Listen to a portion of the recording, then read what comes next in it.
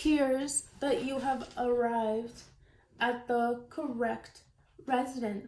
So grab your popcorn, get your baby carrots, and sit your bum down. Turn your lights off and enjoy the show. And don't forget to like, subscribe, and leave a comment below. Now into the video.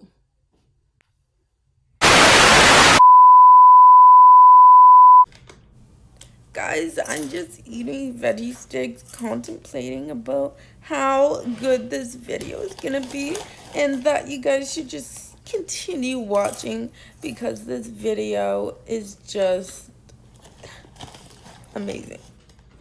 And I got a little something special at the very end of the video, so subscribe. Okay, continue. Hi everyone, my name is Tanika, and today I'm going to share my self-isolation story. So everyone's undergoing the pandemic right now, and everyone's dealing with it in different ways, and I was dealing with it in a not so good way.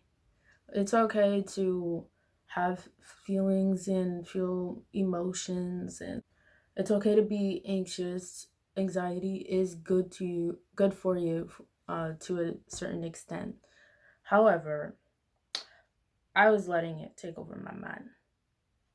So that is why I'm sharing my experience with you, and I would like to share some tips that may help, that have helped me. So I'll just give a rundown of my experience.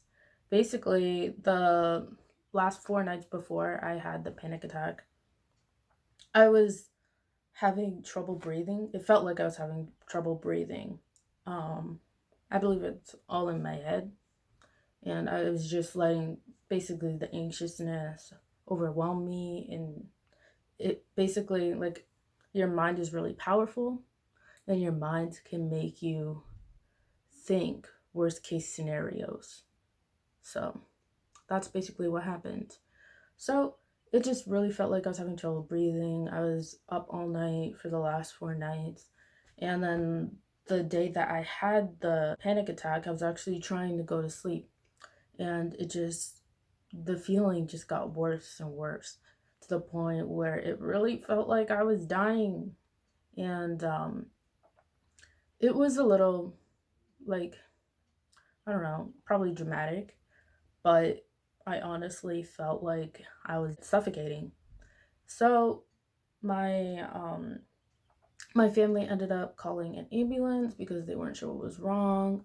Even though in my head I was like, they're not really gonna do anything. There's no point going to a hospital because corona.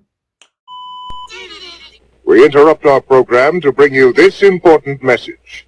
I love you. Now, back to our show. So I was panicking, and it basically resulted in the ambulance coming, and they basically told me that when they rule out everything else, my heart was fine, my blood pressure was fine, everything was okay. And when they rule everything else out, then they call it a panic attack.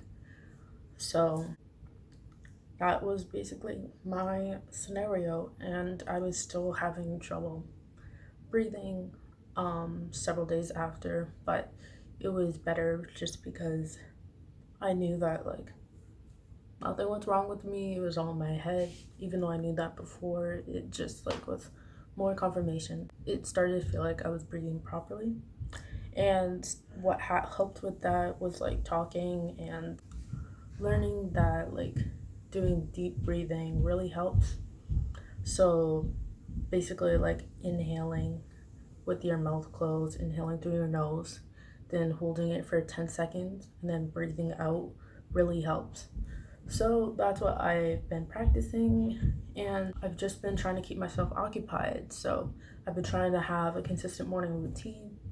So, like, doing face masks, exfoliating, cleansing, and then doing a morning workout, drawing, reading, doing whatever I can to keep my mind occupied really help.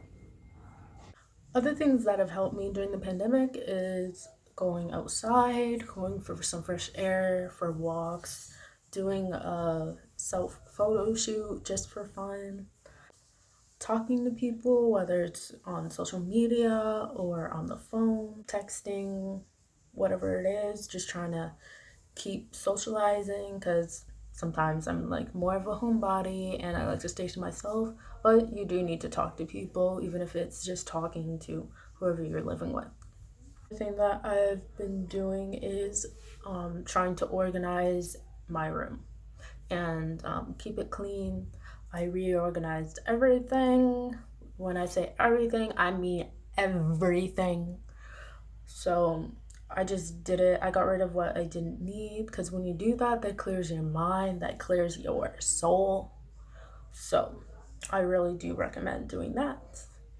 And just like wiping down everything, sweeping, mopping, making your room smell nice. And if you like sweet things, like have a sweet air freshener or whatever it is. Do whatever makes you happy. So that's what I've been doing, just to have like a fresh feeling when I go into my room. And I've been trying to keep myself occupied with projects. So like writing a graphic novel, learning, like taking an acting masterclass and learning more about acting to improve my skills, and listening to YouTubers talk about financial things, investments, stuff that I'm interested and should be thinking about, listening to podcasts about life and stuff about self-improvement and just anything, just to keep myself learning, keep myself occupied, and to change my train of thought. There are a lot more other things that you can do to keep yourself busy, but these are some of the things that I did to help me get through how I was feeling. And breathing is very important. Working out, like doing some type of movement, is very important. And just doing stuff to keep your brain busy is crucial in basically keeping your sanity and being able to just live freely and not have to worry about being anxious. Because everyone gets anxious, everyone has these feelings, but there are ways to reduce it and to get going with your life. And for the most part, it's usually temporary. So just have that in mind when you are feeling this way. Okay, so that is the end of my video. I really hope that any of these tips, my short story, has helped you. And I will talk to you later. Bye. It's time for the moment you've been waiting for.